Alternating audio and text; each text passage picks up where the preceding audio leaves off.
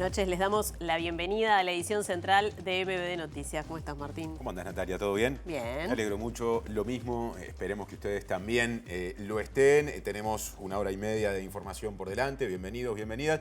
Vamos a empezar repasando un aspecto saliente de la agenda que está vinculado a una problemática social que la verdad es que requiere respuestas. Porque el presidente de la República, Yamandu Orsi, participó esta tarde del cierre de la jornada de lanzamiento de la primera Estrategia Nacional Integral para el abordaje de la situación de calle que se realizó en el Espacio Modelo.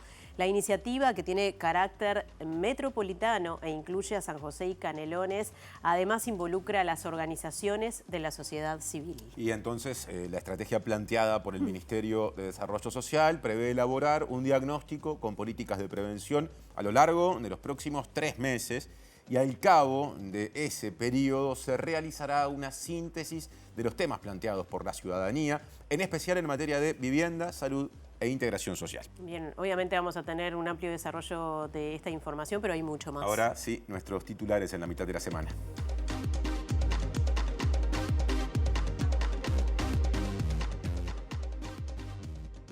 Una adolescente fue asesinada por su padre en Maldonado, que luego se quitó la vida. El INAU reportó 24 casos de violencia contra niños, niñas y adolescentes en 2024. 5 de ellos corresponden a violencia sexual. Con la presencia del presidente de la República, Yamandu Orsi, se realizó el lanzamiento de las celebraciones por los 200 años del proceso de creación de la República Oriental del Uruguay. El Ministerio de Salud Pública confirmó la circulación de las variantes Frankenstein y Nimbus de COVID-19, aunque no se han registrado aumentos en hospitalizaciones ni en mortalidad asociados a estas variantes.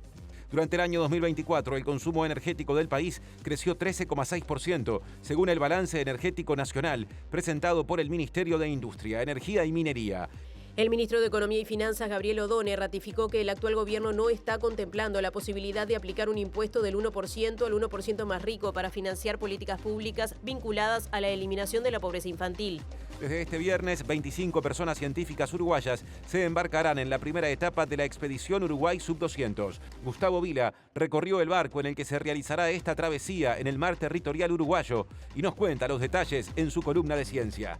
En Argentina, la oposición logró rechazar en la Cámara de Diputados el veto de Milei a la Ley de Emergencia en Discapacidad, que ahora deberá ser tratado por el Senado, mientras se debate el levantamiento del veto a las jubilaciones en el marco de una mega sesión que abarca otros temas. La presidenta de México, Claudia Sheinbaum, y su par colombiano, Gustavo Petro, rechazan una eventual intervención militar estadounidense en la región tras el despliegue de buques de guerra cerca de aguas venezolanas.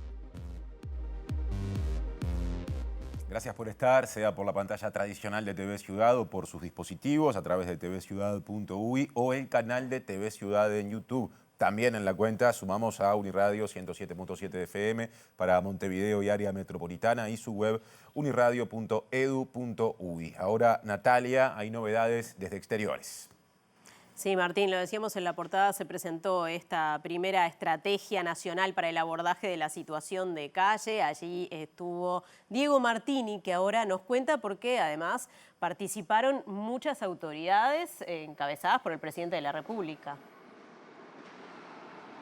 Sí, compañeros, ¿qué tal? Buenas tardes. Como tú decías, Natalia, Espacio Modelo, donde se realizó este lanzamiento, valga la redundancia, de la primera estrategia interdisciplinaria que va a buscar tratar la situación de calle. Vamos a hablar con el ministro de Desarrollo Social, Gonzalo Sibila. Novedades político-partidarias dentro del Partido Nacional. Martín Duarte, contanos las novedades. Gracias, Natalia. Martín, buenas tardes para ustedes. Estamos en el Club Nautilus a pocos pasos de la costa. Le quiero decir que el viento es muy importante a esta hora. Y 19:30 aquí en el club va a haber un encuentro entre jóvenes y justamente el senador Martín Lema, que en la jornada de hoy se reunió con el presidente del directorio del Partido Nacional, Álvaro Delgado, para anunciarle que abandonaba el sector aire fresco y va a estar construyendo justamente un sector propio. Entre ellos cuenta con el apoyo del intendente de Rocha, Alejo Umpierres, y también del exministro del Interior, Nicolás Martinelli, entre otros. En algunos minutos los convocamos. Otro destaque de arranque, la interpelación realizada por el diputado colorado Walter Cervini a propósito de la decisión del gobierno de cancelar la ejecución del proyecto Neptuno terminó con una sola moción aprobada de 3 que se presentaron, y esa que se aprobó fue redactada por Cabildo Abierto y tuvo el respaldo de la bancada del Frente Amplio y no establece ni un rechazo ni un apoyo a las explicaciones que dio en sala el ministro de Ambiente, Edgardo Ortuño. Es una decisión que no solo asegura el abastecimiento de agua potable a nuestra población, evita que se repitan situaciones de falta de agua potable como las vividas durante la última crisis y sequía en 2023, asegurando las reservas de agua, que es lo que se agotaron en ese momento. Manifestar nuestra preocupación. Aquí el gobierno suspende una toma alternativa, una obra que era posible y estaba pronta para hacerse, que en 36 meses el Uruguay iba a contar con una solución al problema de seguridad que tenemos, que es depender de un solo río, que es el Santa Lucía. Presenta Asociación de Funcionarios Portuarios. Hacete socio y accederás a beneficios exclusivos como colonia de vacaciones, préstamos, servicios de la salud, tienda online con precios exclusivos y mucho más. Hacia una estrategia vinculada a las políticas para la población en situación de calle, tema que desde el móvil aborda Diego Martini, que no está solo por allí. Sí, así es, compañeros, como anunciamos, se dio este lanzamiento acá en el espacio Modelo con la presencia del presidente de la República y también de varios ministros, porque la estrategia va a ser multidimensional y va a abarcar justamente a varias áreas para poder dar un abordaje definitivo a la problemática de la situación de calle, y para eso estamos con el ministro de Desarrollo Social, Gonzalo Sibila, a quien le agradecemos por estos minutos. Bueno, Sibila, ¿qué implica que hoy se haya desarrollado este lanzamiento, además con un montón de organizaciones que estuvieron presentes también? Bueno, la verdad que hubo un éxito porque tuvimos 450 personas participando durante todo el día, más de 600 inscriptos para seguir el proceso solamente en el área metropolitana, y esto se va a dar en todo el país. Es un proceso de 3 meses donde va a haber distintas instancias de participación con posibilidad de aportar no solamente sobre la atención a las personas en situación de calle, sino sobre la prevención, sobre la salida de la situación de calle, porque entendemos que hay que buscar respuestas estructurales, ¿no? Nosotros hemos dado respuestas de emergencia, respuestas inmediatas, hemos dado continuidad también a muchas políticas que ya se venían llevando adelante por distintas administraciones, pero entendemos que se necesita dar un paso más, y ese paso más es construir una estrategia integral que tiene que ser nacional y que tiene que ser de más largo plazo, ¿no? Y bueno, para eso, Estado. Es una política de larga duración, ¿no? Sí, porque de lo contrario, cada periodo de gobierno es empezar de nuevo, ¿no? Nosotros asumimos una actitud diferente, dijimos, bueno, acá no venimos a refundar, venimos sí a innovar, hemos hecho cosas nuevas como el proyecto Puertas Abiertas, Comunidad de la Calle, que hoy aquí se mencionó mucho porque es un proyecto muy interesante que implica recibir a las personas que vienen a buscar un cupo nocturno, que no estén esperando en la calle, aprovechar ese tiempo para hacer un trabajo socioeducativo, sociolaboral muchas veces también, tener duplas que salen al territorio a buscar a las personas, y en esas duplas hay agentes comunitarios, personas que son referentes del barrio. Bueno, estamos trabajando con un montón de organizaciones y vimos ahí una enorme oportunidad porque tienen un montón de ideas también, y acá estuvieron personas que están en situación de calle, organizaciones, instituciones del Estado, porque esto no es un tema solamente del Ministerio de Desarrollo Social, así que estamos muy contentos con la posibilidad de construir por primera vez una estrategia nacional sobre este tema. ¿Qué suelen reclamar o qué suelen pedir las personas que están en esta situación ahora, en estas organizaciones que se presentaban con una carpeta, con un análisis, con una presentación? Hacían referencia a múltiples factores, desde salud mental, de vivienda, de trabajo. Lo primero tiene que ver con el trato, ¿no? Con la dignidad en el trato, con el respeto a las personas. Eso es algo que vale para el Estado y que vale para la sociedad en general. Las personas reclaman ser vistas como personas, ¿no? Y eso es una primera cosa, es muy importante, la humanización del trato, del vínculo, porque cuando uno se siente reconocido como un ser humano que vale, también eso activa lo mejor de uno, ¿no? Y la potencia de las personas es enorme. Acá hemos visto un montón de gente que está viviendo situaciones muy difíciles, pero que tiene muchísimo para aportar. Miramos desde la carencia a veces a las personas, hay que mirar desde la potencia, desde la posibilidad, y también espacios colectivos, espacios de socialización, espacios de integración, no seguir pensando las respuestas como respuestas que guetizan a las personas, sino también como respuestas que integran. Bueno, ese es un desafío. Y después, respuestas materiales concretas, ¿no?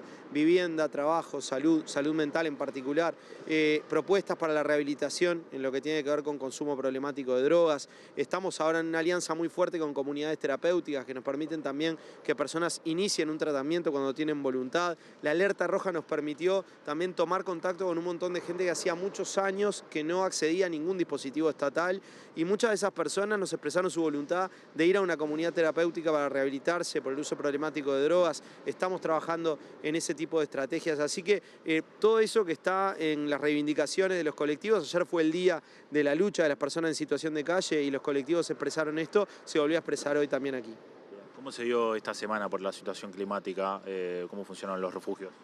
Bueno, con muchísimo trabajo, hay equipos que sostienen todos los días, estuvieron acá también muchos de ellos, otros estaban trabajando, pero la realidad es que cada día es un esfuerzo adicional, ¿no? Estamos sosteniendo la alerta roja con todas esas capacidades, la venimos sosteniendo desde hace mucho tiempo, estamos sosteniendo con otras instituciones, no solamente el Ministerio de Desarrollo Social, pero es un trabajo muy intenso. Ayer estuvimos en más de 1.540 personas abarcadas en Montevideo por los centros del Ministerio de Desarrollo Social, además cerca de 400 por SINAE y en el interior 900 y pico de personas. Es mucho, hemos casi que duplicado la atención a las personas en calle, pero todavía hay que dar mucho más, así que vamos a seguir esforzándonos. Ministro Sibila, muchas gracias. No, a ustedes. Bueno, compañeros, y como le decíamos, con la presencia del presidente Yamandu Orsi a la salida, algunas personas de estas organizaciones le entregaron una carta al presidente, así que lo vemos.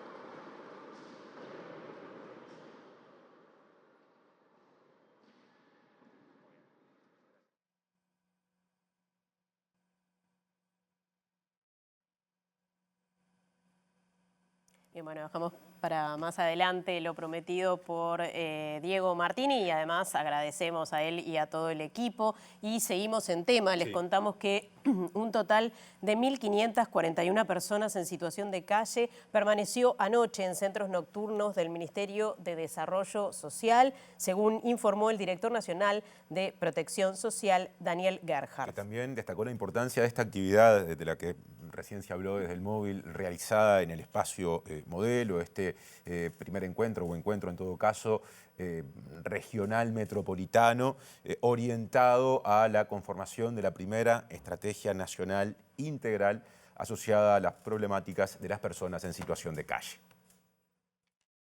La idea es tener una instancia ahora presencial, pero de un proceso que van a ser 3 meses para llegar a síntesis hacia esa estrategia, que tiene que ver con generar un diagnóstico, con generar también políticas de prevención para evitar la situación de calle, pero también de egreso. Una vez que están en calle, que entran a la protección social del Estado, sea del Ministerio o otros tipos de protección, que puedan egresar de esa situación. Es una situación muy complicada, hay muchas caras, ¿sí? La falta de techo es una de ellas, pero también están los temas de salud, los temas de integración social, y bueno, esto hay que construirlo entre todas y todos, por eso esta convocatoria totalmente abierta a toda la ciudadanía. Gerhardt dijo que anoche concurrieron 1.541 personas a dormir a los centros nocturnos y que el objetivo es que nadie permanezca en la calle en noches de alerta meteorológica. Nosotros hemos tomado medidas para este año, las comunicamos en abril, que tiene que ver con el Plan Comunidad a la Calle. Es un plan que hicimos de este año para este año y que ya modificó, por ejemplo, la forma de ingresar a los centros nocturnos a través de los Puerta Abierta. Los Puerta Abierta están derivando el 70% de las solicitudes, o sea, en poquito tiempo ya se cambió bastante. Pero esto fue un primer paso, claramente falta muchísimo más y eso más, el cómo, lo queremos y lo tenemos que hacer con toda la sociedad.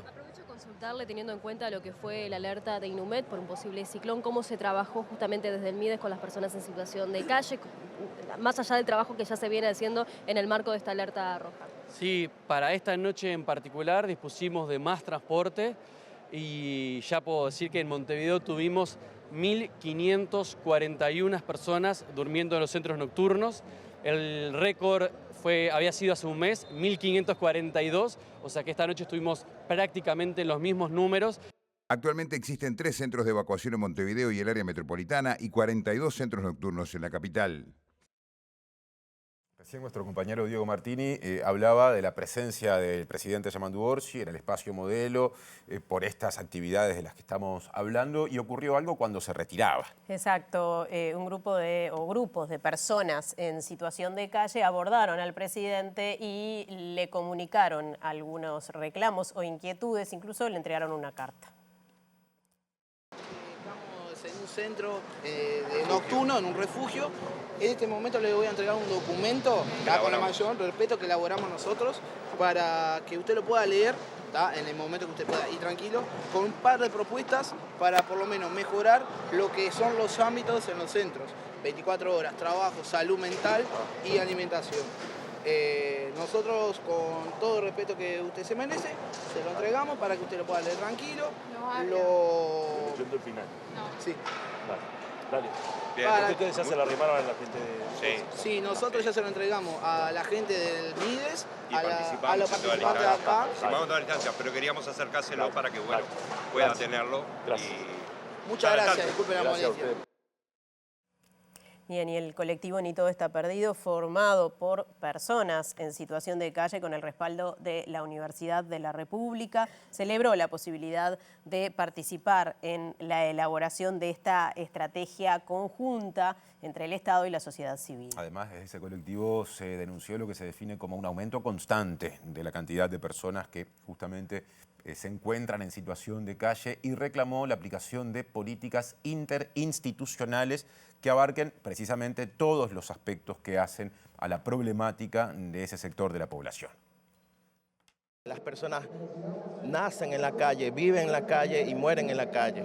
La idea de nosotros es generar políticas que salvaguarden vidas, políticas reales, políticas sostenibles de forma paliativa, que los 24/7 que están emergiendo ahorita, y que no solamente porque estemos en alerta roja o una alerta climática, sean utilizados todos los centros de esta forma, sino que sean permanentes para que las personas puedan buscar trabajo, porque ponen un horario muy reducido, sales a las 8 de la mañana, ingresas a las 6, a las 8 pierdes casi 3 horas por el cupo, entonces hay un margen de que hay una masa laboral que trabaja de noche. Y eso es algo que no estamos valorando. ¿Hay movilidad en la situación de calle? Es decir, ¿hay posibilidad de salir? ¿O la gente cuando cae en situación de calle después es muy difícil que pueda salir de esa situación, conseguir un trabajo, conseguir después una vivienda? Lo primero que te voy a decir es que solos no podemos hacerlo. Lo mismo pasa con el MIDE. El MIDE solo no puede hacer todo el trabajo. Esto también le compete al Ministerio de Trabajo, le compete al Ministerio de Educación y Cultura, también le compete a lo que es el Ministerio de Relaciones Exteriores, porque se puede emitir muy bien un bono pagadero a lo que es la reinserción laboral, y es una de las estrategias que los gobiernos anteriores no han pensado, no se han utilizado, porque fíjate que el Reino Unido tiene todo su sistema social montado en base a este tipo de bonos. Ahora cambiamos de asuntos vinculados a niñez y adolescencia. El INAU precisamente está analizando la situación que terminó con el trágico saldo de la muerte de una adolescente de 13 años este martes en Maldonado. Se llamaba Luna y fue asesinada por su padre. Había vivido 2 veces en hogares del organismo por situaciones de violencia doméstica en su familia. Luna nació en Uganda en 2012, llegó a Uruguay en 2015, a los 3 años, adoptada legalmente por José Echegoyen, su padre biológico, y Janet, su madre adoptiva, pareja de su padre. En noviembre de 2022, Luna ingresó a un hogar del Instituto del Niño y Adolescente en Salto por distintas situaciones de violencia doméstica y dificultades de convivencia. Cumpliendo distintas etapas de seguimiento, a inicios de 2023 se mudó a Maldonado con Janet y Echegoyen, pero en marzo de ese mismo año, Luna relató un nuevo episodio de violencia que determinó su regreso a otro hogar del INAU. Cuando ella ingresa acá a Maldonado, en el periodo que está acá, que ingresa en marzo, en un momento Janet, que era la que estaba como referente del cuidado y la que se había manifestado más cercana a la vida de Luna, se pierde el contacto con ella. Aparece una tía paterna que empieza a tramitar la tenencia de Luna, que tiene un acercamiento, que lo califican como bueno, se hace presente en algunas actividades, y cuando surge esa tenencia vuelven a aparecer Janet y el señor Echegoyen, que ya estaba medio tratando de vincular la situación. Ahí se hace presente un día a la escuela y desde el INAU se solicita que se establezcan medidas cautelares porque se había mantenido una distancia, no estaban cumpliendo con los cuidados que debían tener con la niña, veníamos de una situación de violencia, entonces se le aplican medidas cautelares que se mantenían hasta mayo de este año. Lo que surge de la historia es que él había tenido un acto de violencia física. No queda explícito el deseo de matarla, sí lo que uno reconstruye con el relato es que había una historia de violencia sostenida, que había un desprecio y una distancia con Luna bastante importante. Este martes su padre, José Echegoyen, fue a buscar a Luna a una consulta médica, pero ella no quiso irse con él. Fue entonces que disparó a su hija y la mató de inmediato. Desde el INAU se sigue el estado de sus familiares, madre adoptiva y hermana, pero además se estableció comunicación con ANEP para trabajar con la escuela a la que concurría. Ya se activó Escuelas Disfrutables y estamos en estrecho contacto para desplegarnos en territorio en forma conjunta, pero no invadiendo, ¿no? Porque en estas cosas uno a veces también, por hacer mucho, a veces no hace bien. Entonces, el espacio de la escuela lo estamos manejando a través de ANEP. Y la presidenta de INAUR, Claudia Romero, a quien recién veíamos, dijo que el punto más oscuro de esta historia es justamente el desenlace, haber sido asesinada por su padre. Y reiteró algunas cifras oficiales que en este contexto bien vale la pena repetir. En 2024 se reportaron 8.900 denuncias vinculadas a situaciones de violencia contra niños, niñas y adolescentes, lo que arroja un promedio de 24 por día, de las cuales 5 están vinculadas a violencia sexual. Estamos en un punto oscuro que responde no solamente a la institución, sino que responde a la sociedad toda.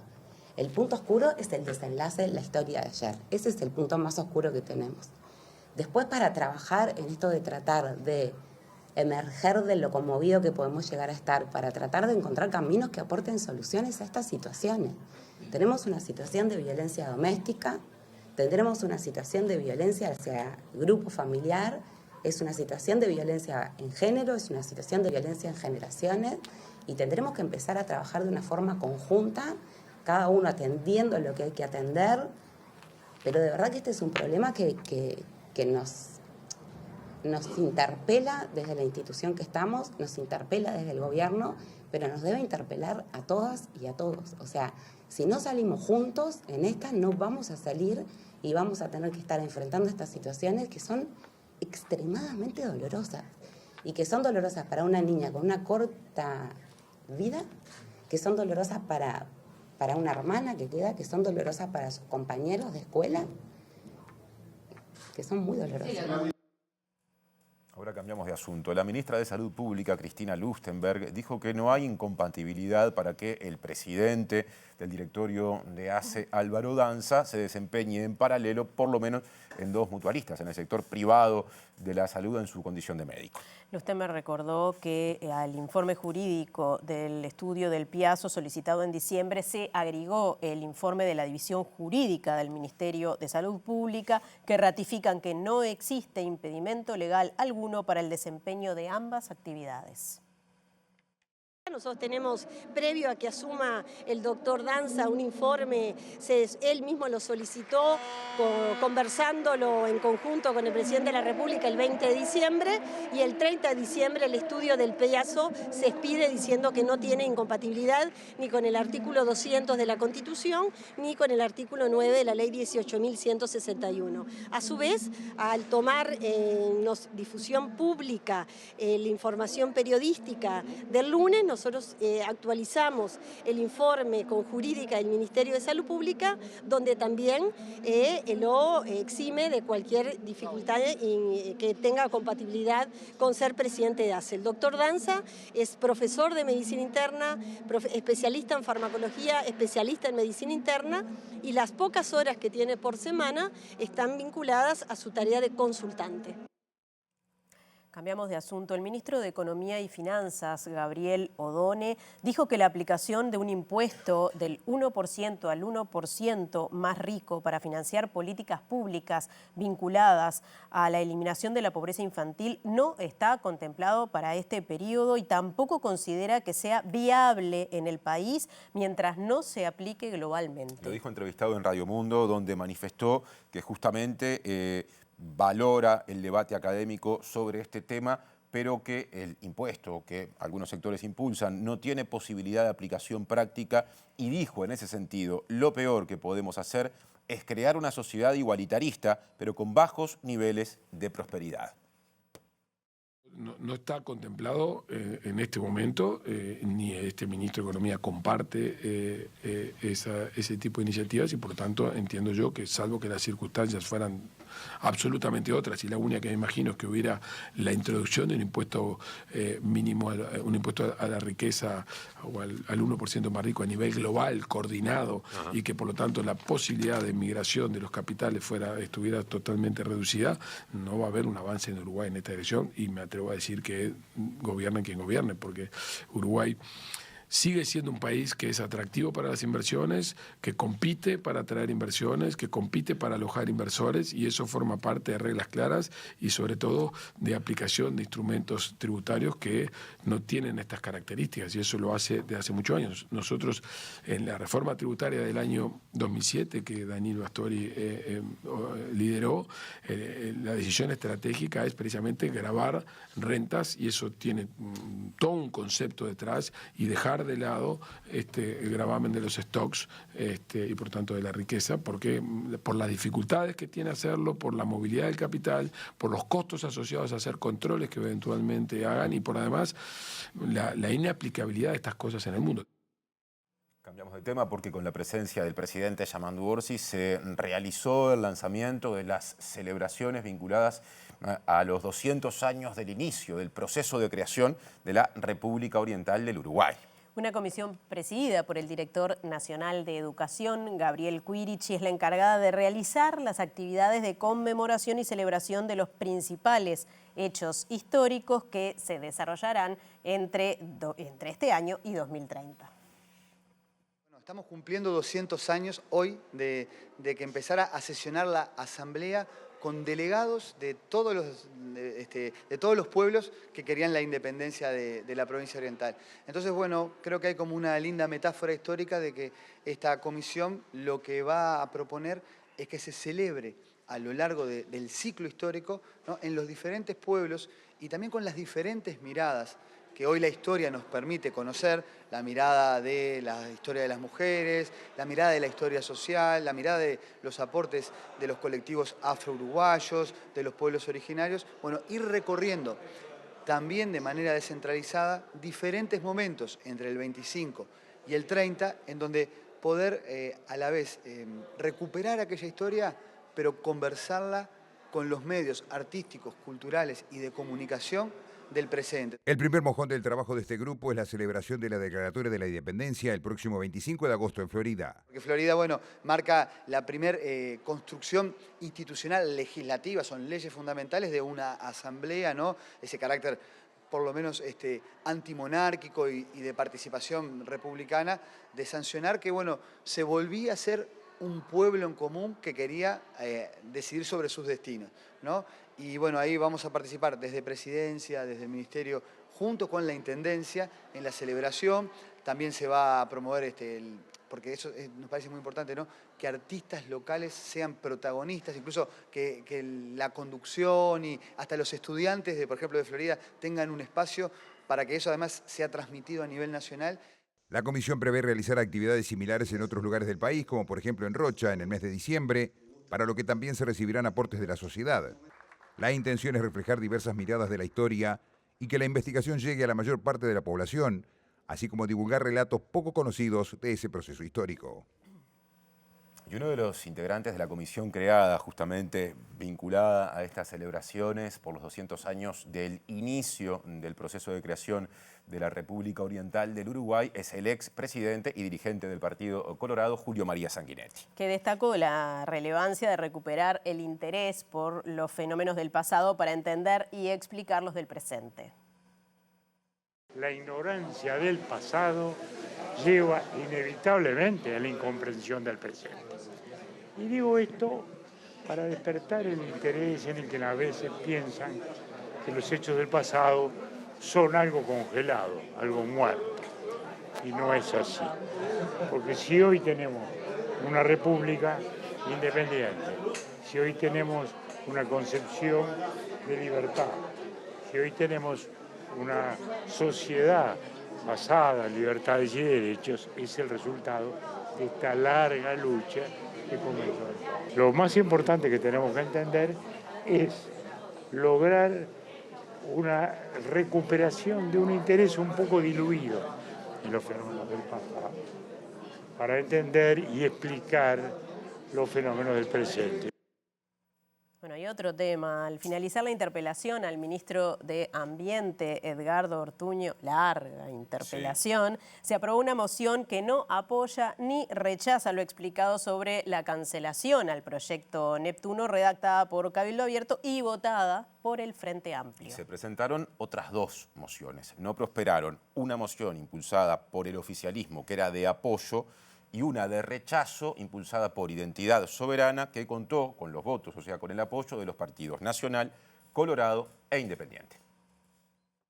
Sobre las 7 de la mañana y tras cerca de 20 horas de interpelación, se aprobó la moción de Cabildo Abierto acompañada por el Frente Amplio. Si bien no menciona al proyecto Neptuno, el texto comienza haciendo referencia al dirigente colorado Adrián Peña, quien falleció el año pasado. Fue ministro de Ambiente del gobierno anterior y defendió la planta potabilizadora en Arasatí, San José, que desechó el actual gobierno. De todos modos, en los párrafos finales se asegura que los diputados cabildantes que la firmaron, Álvaro Perrone y Roel Botari, quien es suplente de Silvana Pérez Bonavita, apoyaron en el pasado la compra de los campos para hacer la represa de Casupá, Florida, como solución complementaria. Entre otras cosas, la declaración aprobada le pide al gobierno que comience a ejecutar de inmediato las obras necesarias para resolver diferentes falencias asociadas al abastecimiento de agua. Esta moción alcanzó 50 votos en 99 representantes, mayoría que no consiguieron las otras dos presentadas. La impulsada por Identidad Soberana, que los partidos Nacional, Colorado e Independiente respaldaron, quedó a un voto, con 49 apoyos y 50 en contra.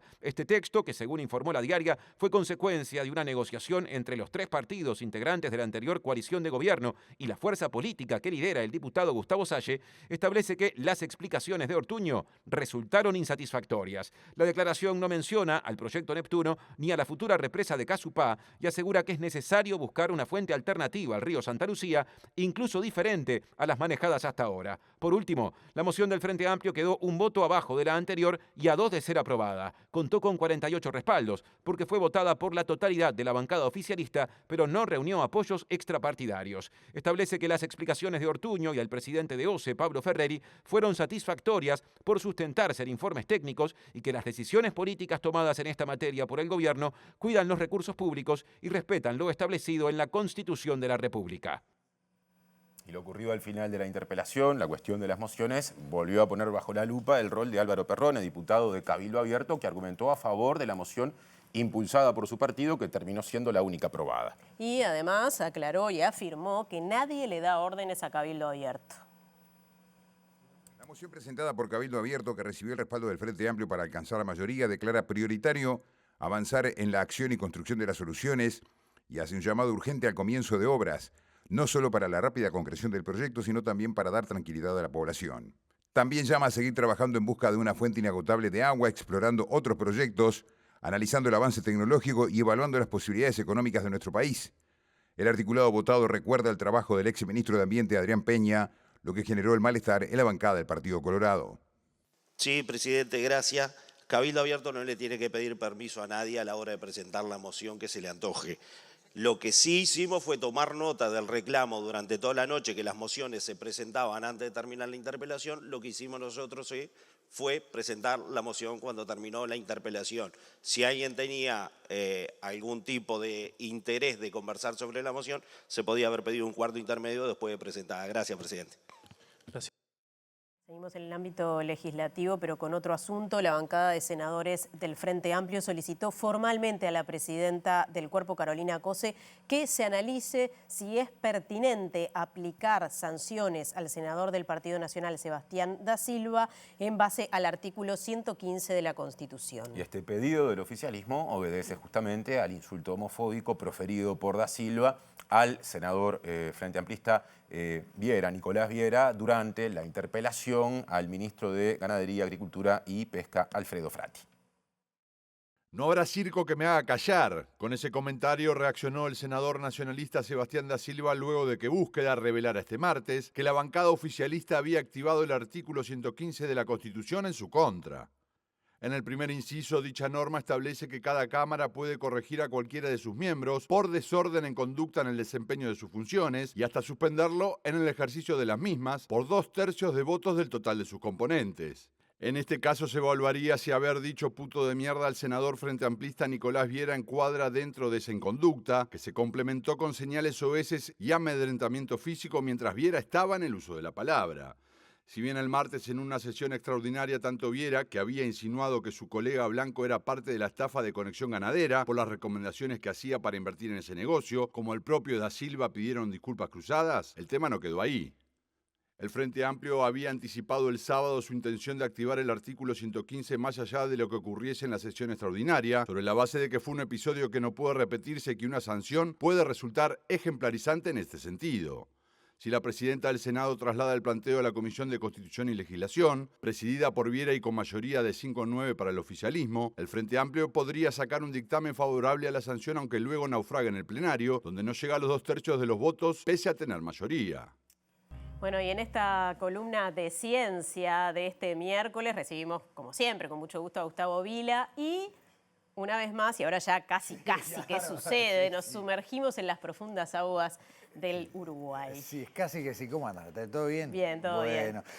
Viste que nunca repetimos tema en esta columna, pero esta vuelta estamos... Merita, y lo vamos a seguir haciendo. Eso te iba a decir. El tema de la expedición oceánica Uruguay Sub-200 nos va a tener muy entretenidos más de una vez. Acá estamos viendo unas imágenes, ya nos vas a contar de qué, claro, de qué se trata. Pero empieza por ahí porque lo importante es que de alguna manera, si bien el barco está en puerto y no va a zarpar hasta el viernes a las 8 de la mañana, técnicamente uno puede decir que la misión Uruguay Sub-200 empezó hoy cuando la tripulación científica de nuestro país subió al barco, porque ya no bajan.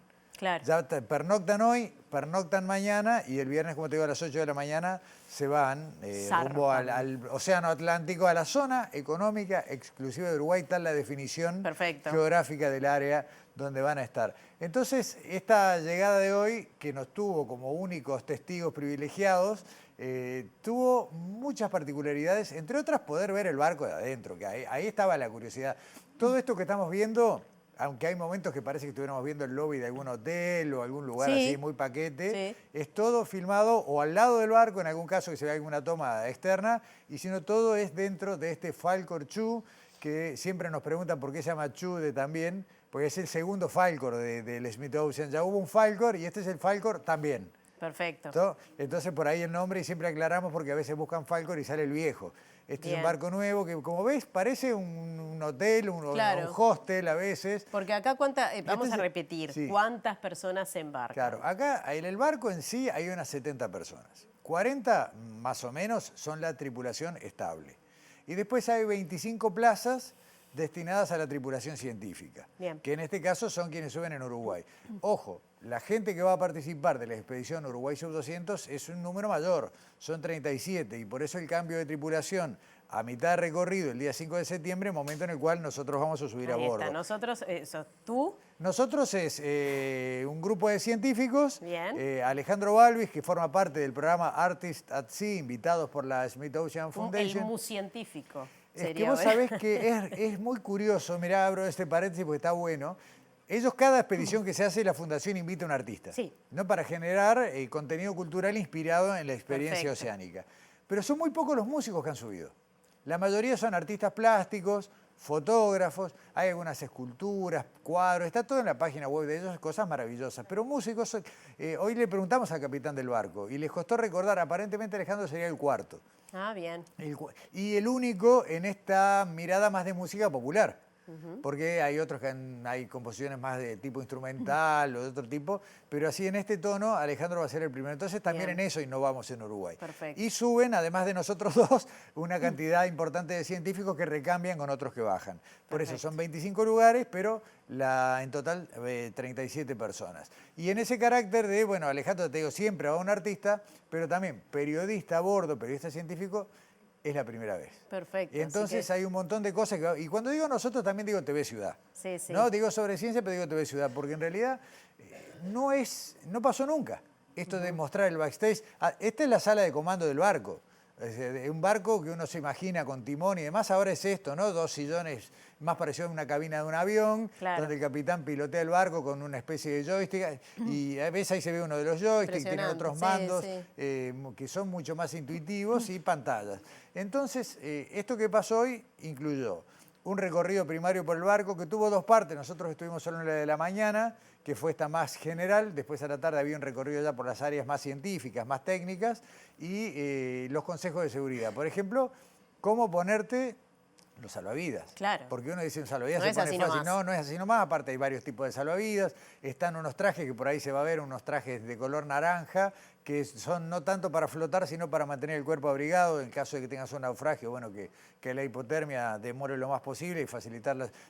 Ahí se siente capitán. A eso que estamos viendo ahora, ahí se siente capitán, ¿no? Con ese joystick, esa pelotita blanca que tiene otro tipo de comandos. Es un barco que tiene un sistema de propulsión que no tiene la típica hélice de un barco, sino que tiene otro sistema que son unas especies de paletas que tienen un movimiento autónomo, y eso hace que tenga mucha más capacidad de maniobra que un barco común. ¿Qué facilita esto? Bueno, que por ejemplo cuando el ROV está bajo el agua, tomando sus imágenes y sus muestras, y hay mal tiempo en superficie, el barco tiene mucha más capacidad de mantenerse en ese lugar. Ahí estamos viendo la colocación de este equipo de supervivencia. Que siempre son, además, siempre vemos todo lo que tiene que ver con el agua de esos colores, obviamente para ser visibles. Claro. ¿no? Bueno, uno de los consejos que nos daban, dice, bueno, si alguien cae al agua, es muy difícil de verlo. Claro. Entonces hay que facilitar esto, ¿no? Verlo de lejos, hacer ruido, digamos, sí, todo viene siempre con un silbato, con otro tipo de... ¿Te probaste vos el traje? No, esto fue como para ver cómo se pone. Es toda una ciencia ponerse eso, no es tan fácil. Ahí tenés un tenés que ser científico claro, exacto, para ponerte el traje, claro. para salvarte la vida. Se salvan los científicos y los demás que se las rebusquen. Pero, ¿ves? Tiene con salvavidas, en fin, todo lo necesario para mantenerse a flote. Y bueno, entonces se da el curso de supervivencia, los horarios, los hábitos del barco, los horarios de comida, cómo procesan los desperdicios, gimnasio, lavandería, las habitaciones, que son todas para 2 personas, los camarotes. Bueno, ahí el comedor, bueno, ahí se corrió un poco, pero tienen un comedor muy amplio. Estamos viendo lo de afuera, claro, es grandísimo. Claro, eso te iba a decir, vos mirá el tamaño de los autos, mirá el tamaño de los autos abajo, y ahí te das una referencia de lo que es el tamaño del barco. Bueno, mucha gente, ¿no? Sí, son 100 metros de eslora, creo que se dice cuando es el largo de un barco, pero 100 por 20, tiene un helipuerto a bordo, tiene la capacidad de incorporar la herramienta más conocida por todos, que es el ROV, que es el que tiene la posibilidad de sumergirse, que tiene el tamaño de un auto. Es brutalmente grande, y una tripulación que tiene muy corta edad. Nos llamó la atención que el capitán tiene solo 37 años para manejar tremenda nave, y una experiencia enorme. Una de las cosas interesantes, por ejemplo, es que ya hay arriba de este barco una persona uruguaya que ya ha participado en otras misiones, trabaja en una universidad de Chile, Javier Sellanes es su nombre. Entonces de alguna manera Javier también nos ayudaba con la situación. Y esa muchacha que se ve al fondo con el buzo de 2 colores es una científica argentina que estuvo en la expedición argentina y sigue en la expedición uruguaya. Es una de las personas más famosas de esta sin parte duda, del mundo, en este momento sin duda. Entonces va a haber, además de lo que te decía de las 37 personas, gente de Chile, de Brasil, de Argentina, de Francia, de Alemania y de Uruguay, por supuesto. Perfecto. Una tripulación multidisciplinaria, la tripulación científica, que va a tener esa particularidad. Muchos países, ahí tenés el robo en primer plano. Ahí está. La estrella que tanto vimos por televisión. Claro, digamos, exacto. ¿no? Es el submarino que se controla desde arriba del barco, digamos, con mandos remotos y que tiene un montón de herramientas, sensores y posibilidades para trabajar de la manera que, bueno, se pueda traer toda la información que se pueda obtener. Del tamaño de un auto, decías. Exacto, tiene el tamaño de un auto, es un poquito más grande, si querés, no sé, para compararlo, que un, no sé, un Fiat 600, para decir, pero cuadradito. Claro. Una dimensión de ese tipo. Ayer Laudelar hizo una conferencia de prensa y contó que si tuviera que pagar Laudelar o Uruguay esta expedición, estamos hablando de un costo que supera los 3 millones de dólares. Y esto no le cuesta un peso ni a Laudelar. Necesitamos mucho más que el 6 más 1 del PBI. Sin duda que sí, claro. Necesitamos bastante eso. más que eso. 100.000 dólares por día cuesta mantener el barco en funcionamiento. Entonces, por los 30 días que va a durar la expedición, más o menos de ahí sale esta cifra, este número. Así. Y dos cosas cortitas. La fecha, porque todo el mundo se le hace un lío bárbaro con las fechas. 22 a las 8 de la mañana zarpa el barco.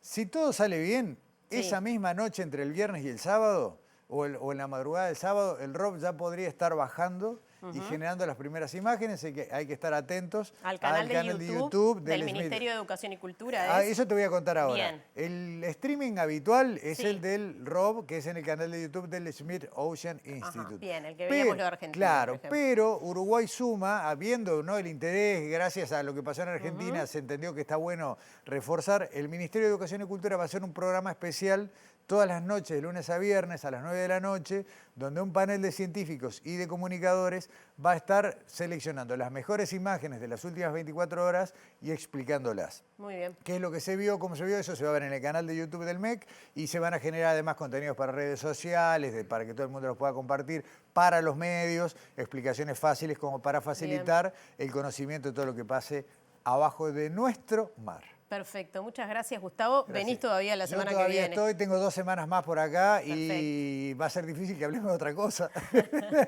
Bueno, seguiremos sumergiéndonos entonces. Imagínate que el miércoles que viene estaremos comentando imágenes de lo que se capte abajo del agua. Perfecto, qué lindo, bueno, precioso.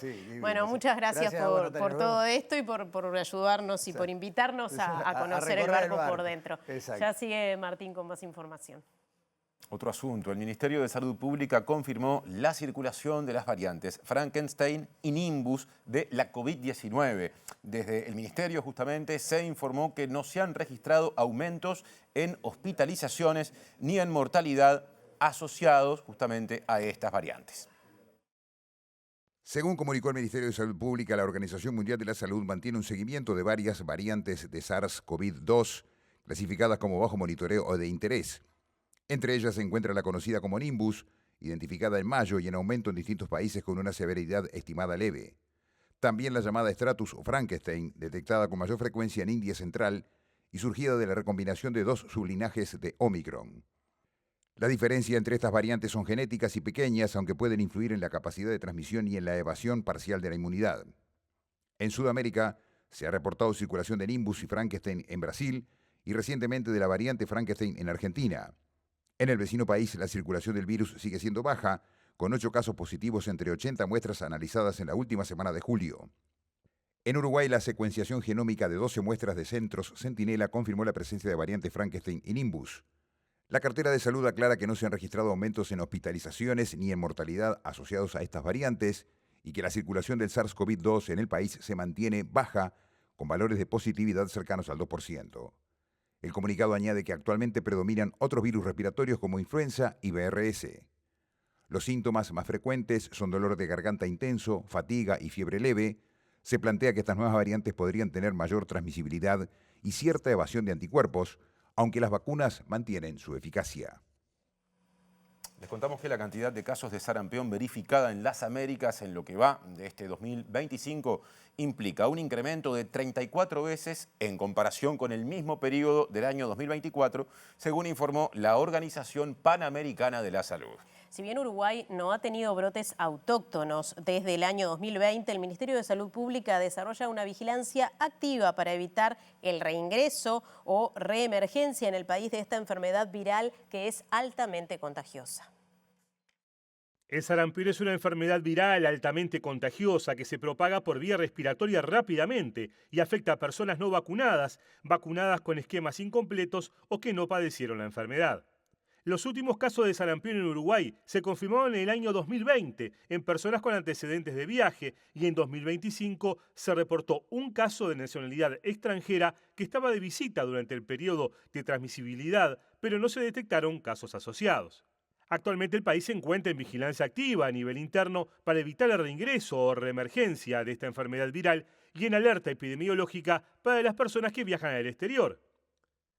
Según informó la Organización Panamericana de la Salud el pasado 15 de agosto, en las Américas se confirmaron 10.139 casos y 18 muertes relacionadas en 10 países hasta el 8 de agosto de 2025. Estas cifras representan un incremento de 34 veces en comparación con el mismo periodo de 2024. Los brotes están relacionados principalmente con una baja cobertura de vacunación.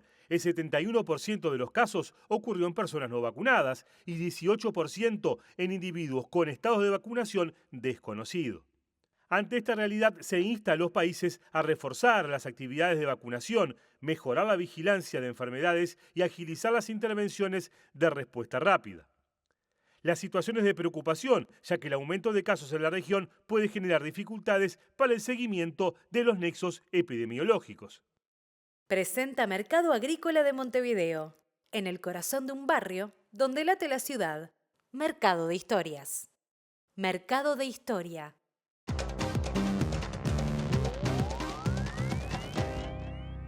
¿Qué tal? Buenas noches. Abrimos el capítulo internacional hablando de lo que está pasando a esta hora en el Congreso argentino y desde muy temprano, donde se está debatiendo el levantamiento de los vetos aplicados por el presidente Javier Milei a varias leyes aprobadas en la Cámara de Diputados. Fue precisamente la Cámara de Diputados la que ya levantó el veto que recaía justamente sobre la ley de discapacidad y ahora se está discutiendo el tema de levantar el veto que habilitaba el aumento a las jubilaciones. Este también tiene la posibilidad de ganar en esta instancia, lo cual sería un revés importante para el gobierno de Milei, que igualmente prometió no va a aplicar ese levantamiento del veto por parte de la Cámara de Diputados, que además está debatiendo otros temas. Mientras tanto, como es tradicional los miércoles, hay mucha gente en los alrededores del Congreso siguiendo esta instancia y también enfrentando un operativo de seguridad importante, como suele ocurrir cada miércoles en los alrededores del Congreso argentino.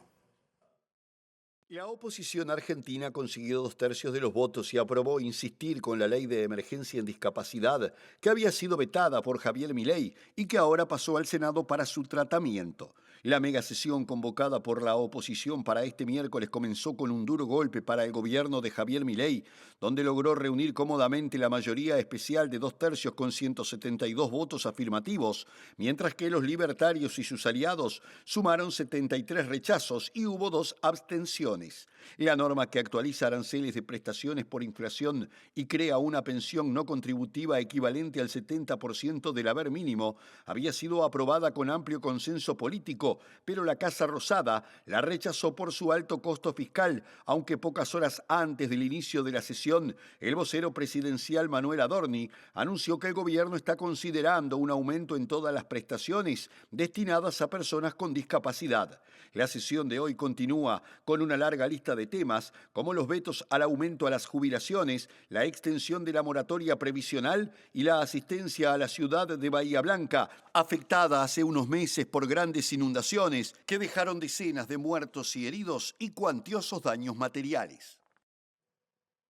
Mientras tanto, van creciendo las repercusiones del despliegue militar de Estados Unidos en el Mar Caribe, que recordemos, cuenta con 3 destructores, aviones espías P-8, 4.000 soldados y además un submarino con capacidad de ataque. Las repercusiones inmediatas fueron de los gobiernos que se han mostrado más preocupados por esta realidad. Ayer hablábamos de que Venezuela ha desplegado 4 millones de milicianos bolivarianos que estarían dispuestos a defender su territorio porque evidentemente todo apunta a Venezuela en este operativo. La presidenta de México, Claudia Sheinbaum, dijo que México está contra cualquier intervencionismo, mientras que el presidente colombiano Gustavo Petro afirmó que Estados Unidos, en el caso de invadir Venezuela, va a generar una nueva Siria en el continente latinoamericano. También la OEA se manifestó en contra de esta operación militar que ha desplegado Estados Unidos, que muy pocos saben qué alcances tienen, porque si bien se dice que va a estar transitando aguas internacionales, fuentes de la Casa Blanca afirman que también podrían utilizarse para ataques selectivos, pero no se sabe en qué territorios. La presidenta de México, Claudia Sheinbaum, aseguró estar a favor de la no intervención, en referencia a los operativos militares que Estados Unidos realiza en el Mar Caribe, afirmando que no solamente es convicción, sino que está en la Constitución mexicana, señaló la mandataria horas después de conocerse el despliegue.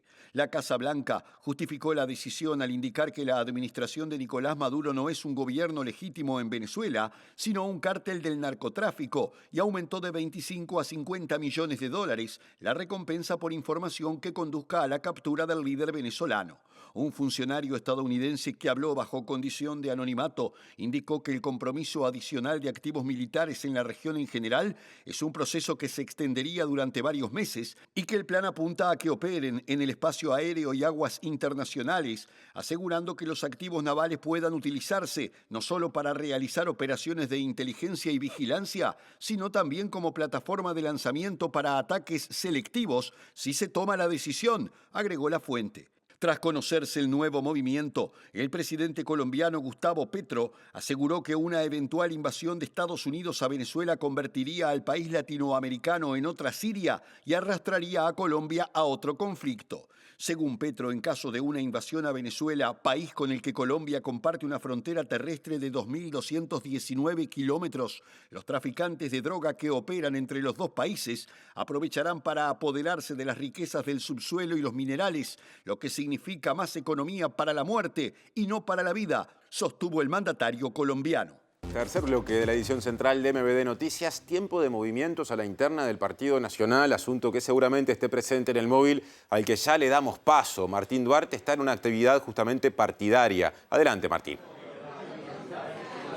Gracias, Martín, por estar por comenzar esta actividad aquí en el Club Nautilus, que va a tener como protagonista al senador Martín Lema a propósito de este encuentro con jóvenes, pero en una jornada donde se conocieron algunos anuncios a propósito de la creación de un sector nuevo dentro del Partido Nacional.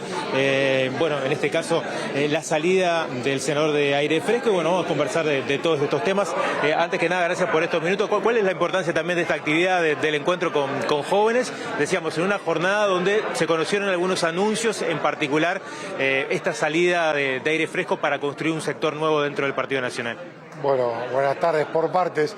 Esta es una jornada que organizaron unos jóvenes que para mí son ámbitos de aprendizaje, porque en estas instancias no es para bajar línea, sino para aprender del intercambio, y por eso siempre la disfrutamos. Y en los próximos días tenemos otros encuentros con jóvenes que en lo personal lo disfruto muchísimo.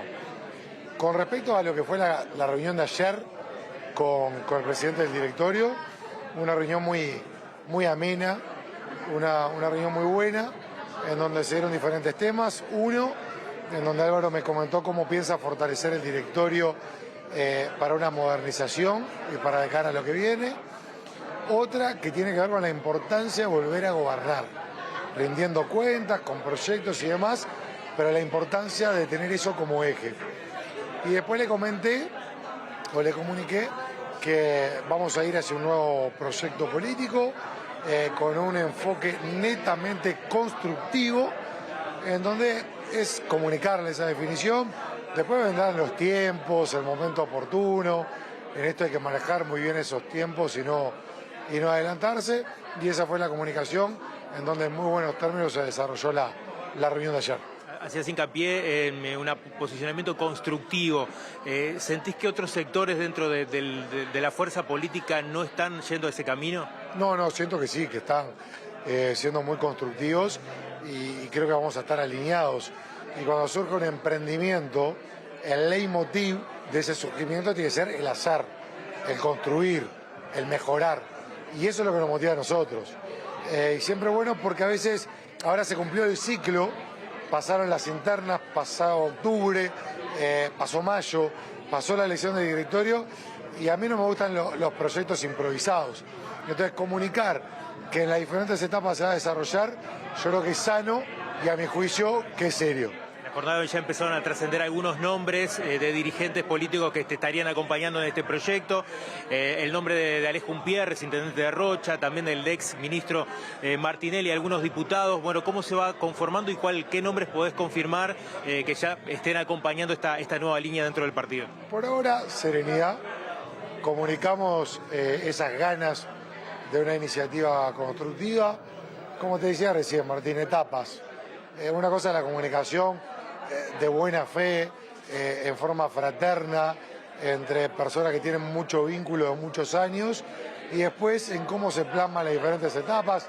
Hay tiempo, ahora es una instancia más de vestuario, oportunamente vendrán los anuncios. Aire Fresco es un sector que está obviamente directamente ligado con el expresidente Luis Lacalle Pou.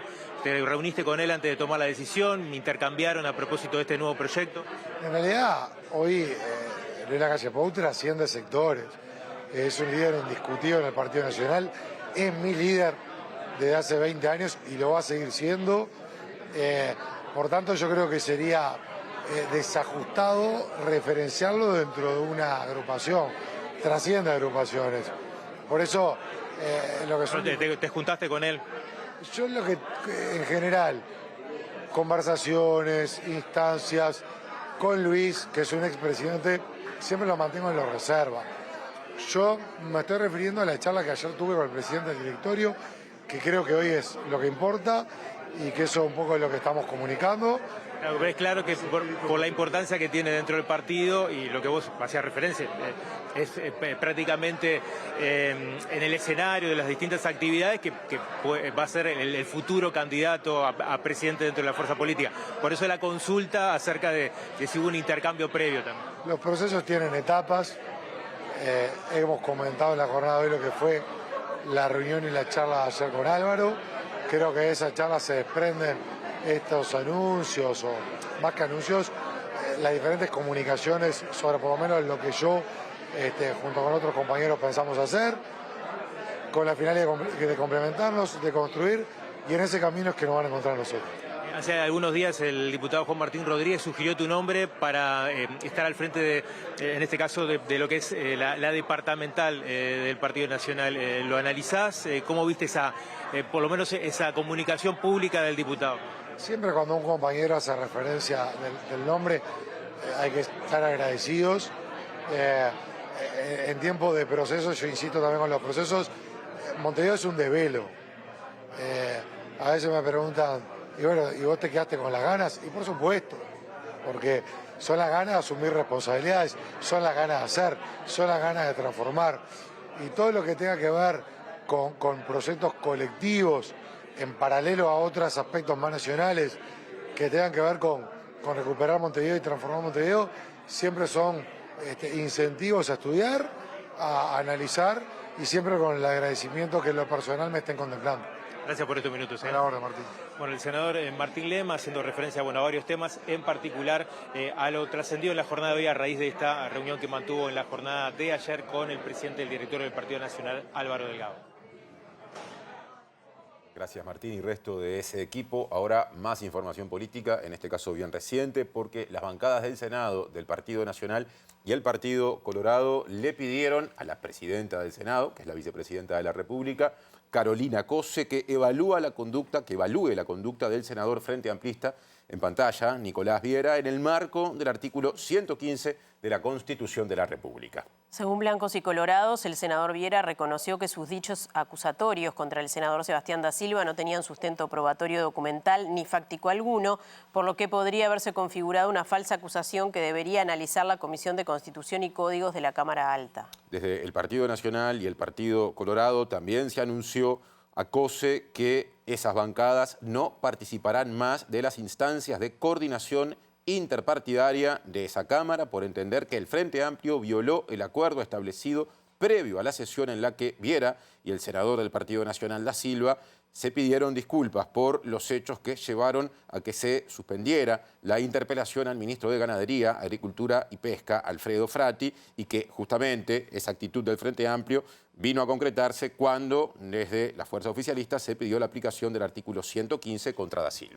Señalan en este escrito que se retiran de la coordinación hasta tanto se restablezcan las condiciones mínimas de confianza y un respeto que haga posible un relacionamiento sincero y responsable de las bancadas. Ahora cambiamos de asunto. Les contamos que el Ministerio de Industria, Energía y Minería, a través de la Dirección Nacional de Energía, en este caso, presentó el Balance Energético 2024, un resumen de datos estadísticos sobre producción y consumo de energía por parte de la población uruguaya. Los datos muestran que durante el año 2024 el consumo energético del país creció 13,6%, apoyado en la solidificación de una matriz energética que se compone en 99% de energías renovables. En particular, este año que estamos presentando el 2024, se cumplen 60 años de estadísticas ininterrumpidas, así que estamos muy contentos. Esto habla bien del Uruguay, de la institucionalidad y la importancia que le da a los datos y a los datos de calidad. Llama mucho la atención que habiendo crecido el país un 3%, el consumo ya ha crecido un 14%, tenemos que analizar de dónde viene, pero contar con información es parte de lo que nos podemos permitir ahora, de hacer ese análisis, de verlo sector por sector. Está bien, crecimos un 13,6%, pero en lo que tiene que ver con la matriz de generación eléctrica fue apenas 1% de uso de fósil, un 99% de nuestra matriz de generación eléctrica fue con energías renovables.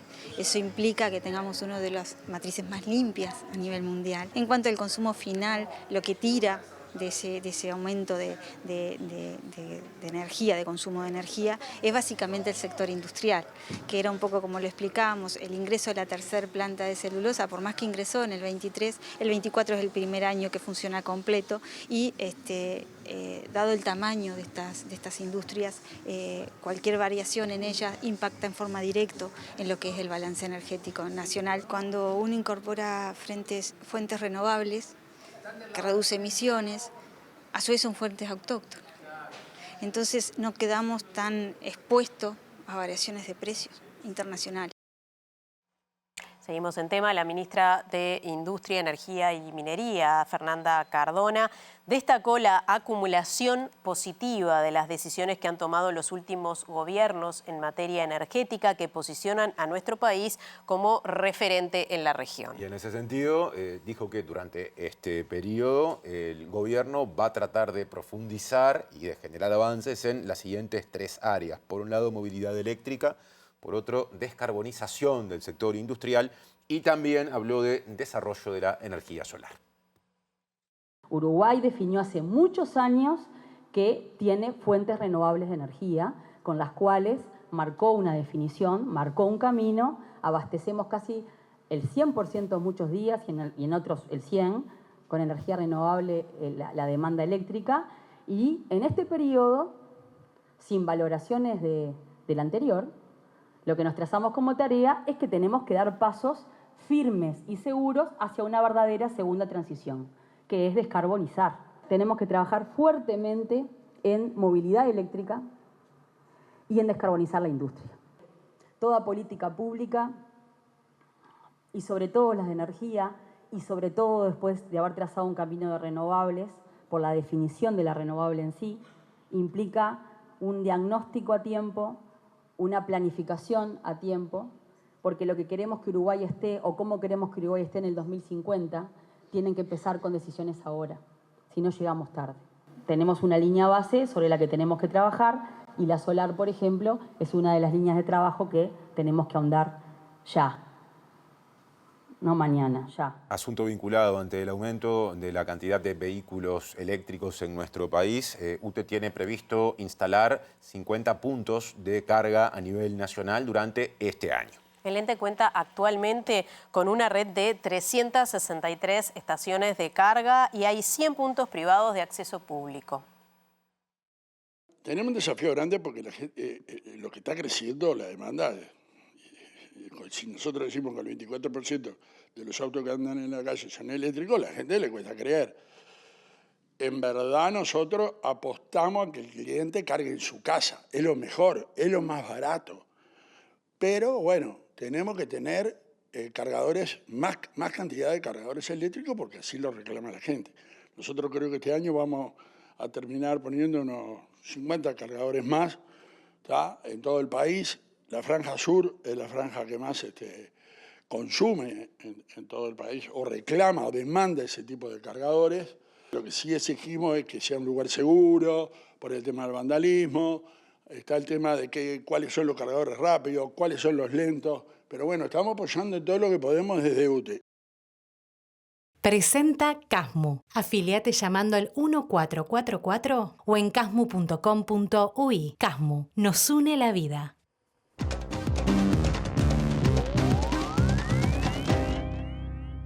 Retomamos el capítulo internacional para hablar de Oriente Medio, de Israel y de Gaza por dos lugares distintos. Primero vamos a Gaza, donde ya comenzó la ofensiva israelí para ocupar la ciudad de Gaza en el norte del enclave, la principal, que va a involucrar además el desplazamiento de más de 1 millón de palestinos. Esta orden la dio el ministro de Defensa Israel Katz, quien llamó además a 60.000 reservistas a alistarse para esta operación que puede llevar meses. Mientras tanto, los negociadores de Qatar y Egipto siguen esperando una respuesta de Israel al plan ya aceptado por Hamas de un alto al fuego y de intercambio de rehenes por prisioneros palestinos. Mientras esto ocurre en la Franja de Gaza, en Cisjordania, en la Cisjordania ocupada, hoy se aprobó el plan que va a permitir que se extienda un corredor desde Jerusalén Este hacia uno de los principales asentamientos de colonos en Cisjordania, que estaría partiendo literalmente por la mitad a ese enclave particularmente administrado por la Autoridad Nacional Palestina, lo que, entre otras cosas, haría inviable la creación de un Estado palestino, según se entiende a nivel internacional. El ministro de Defensa israelí, Israel Katz, aprobó este martes el plan presentado por las Fuerzas de Defensa para tomar la ciudad de Gaza y autorizó la movilización de unos 60.000 reservistas para participar en la operación, mientras que según el periódico israelí Ma'ariv, otros 70.000 deberán extender su actual servicio durante 30 o 40 días más. Según un vocero del Ministerio de Defensa, Katz también autorizó los preparativos humanitarios para la evacuación de la población de esa localidad, la más importante del norte del territorio palestino asolado por la guerra, que según se estima implicará la movilización forzada de cerca de 1 millón de personas, muchas de ellas ya desplazadas internas desde otros puntos de la Franja de Gaza. Mientras tanto, el gobierno de Israel aprobó este miércoles un proyecto clave de construcción de 3.400 viviendas en Cisjordania ocupada, lo que expandirá los asentamientos junto a Jerusalén Este, que impedirán el acceso a la ciudad desde el enclave y dificultaría el establecimiento de un Estado palestino contiguo. La ONG israelí Paz Ahora, contraria a la colonización, calificó el plan de fatal para el futuro de Israel y para cualquier posibilidad de una solución de 2 estados al conflicto, mientras que el investigador Aviv Tatarsky de la ONG Ir Amim señaló que se trata de una decisión consciente por parte de Israel para implementar un régimen de apartheid.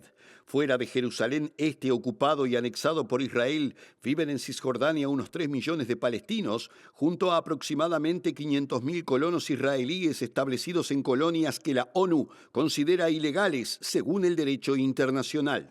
Cuarto y último bloque de la edición central de MBD Noticias. Les contamos que la presidenta del Banco de Previsión Social, Jimena Pardo, aseguró que entre mayo y julio el organismo consiguió culminar el trámite de unos 5.000 expedientes jubilatorios que tenían atrasos en algunos casos de hasta 9 meses. Y en este momento, puntualmente, hay unas 55.000 solicitudes jubilatorias pendientes de ser atendidas y tramitadas, digamos, de forma íntegra, lo que las actuales autoridades atribuyen al modelo de atención heredado de la gestión anterior y a falta de personal. Con los datos que tengo el 21 de julio, que son los últimos datos que tengo, estamos próximos a terminarlos del 31 de julio, de los 58.103 expedientes que tú decías en mayo, al 21 de julio quedaban unos 53.000. de nuevo, nosotros tenemos alrededor de unos 9.000 que entran por mes. Entonces, si lo miramos con las entradas, eran 55.000. Pero estos contando los que teníamos en mayo, bajaron alrededor de unos 5.000 expedientes, pero la buena noticia es que en realidad bajaron los que tienen mayor nivel de antigüedad. Los que tienen entre 6 y 9 meses de antigüedad habían bajado un 30%, y los que tenían más de un año de antigüedad bajaron un 4%. Y los que tenían una antigüedad entre 90 días y un año bajaron un 2%. Y ahora puerta de salida, pronóstico del tiempo que viene recargado porque hay un aviso especial de Inumet que vamos a repasar de arranque. Sí, hay una advertencia meteorológica, allí la estamos viendo para toda esta zona sur del país, vientos fuertes y persistentes, pueden llegar a ser de hasta 75%. Esto es por una depresión atmosférica que afecta al país y genera eventos sostenidos del sector oeste entre 40 y 60 kilómetros por hora, con rachas de entre 60 y 80 kilómetros por hora. Esto, lo que dice Inumet, es que se continuará monitoreando la situación y se informará ante eventuales cambios. Y ahora concentramos la mirada en Montevideo y el área metropolitana, repasando el pronóstico del tiempo extendido a las próximas 48 horas. Empiezo con lo previsto para mañana, jueves 21 de agosto. Por la mañana, cielo algo nuboso y nuboso, y por la tarde y la noche, algo nuboso y nuboso. Es decir, no está previsto que llueva, por lo menos en la capital y sus cercanías, durante el día jueves. Eso sí, el viernes la cosa cambiaría, sí. Pero antes de llegar al viernes, temperaturas extremas pronosticadas para el jueves, mínima 10 grados, máxima bien alta para esta época, 19. Bueno, como ya anunciaba Martín, y se ve allí sí, en este dibujo, el viernes en la mañana estará cubierto con precipitaciones y probables tormentas, y en la tarde nuboso y cubierto con precipitaciones aisladas y baja probabilidad de tormentas. Irá mejorando y estará ventoso. La mínima será de 11 grados y la máxima de 17. Mira qué lindo el Teatro Solís ahí, ¿eh? Efectivamente, ¿no? Con todavía el asfalto húmedo, porque claro, de a poco irán mejorando las condiciones, por lo menos para el jueves, pero hasta no hace tanto estaba lloviendo. Estamos llegando al final de la edición central de MBD Noticias. Ya empieza el lado B en la pantalla de TV Ciudad y, como siempre, a su término volverá MBD Noticias con lo más importante de esta edición en formato en síntesis. Y mañana el reencuentro será, como todos los días, a las 8, a las 13 y a las 18:30. Gracias por estar como siempre. Que pasen bien. Que pasen bien.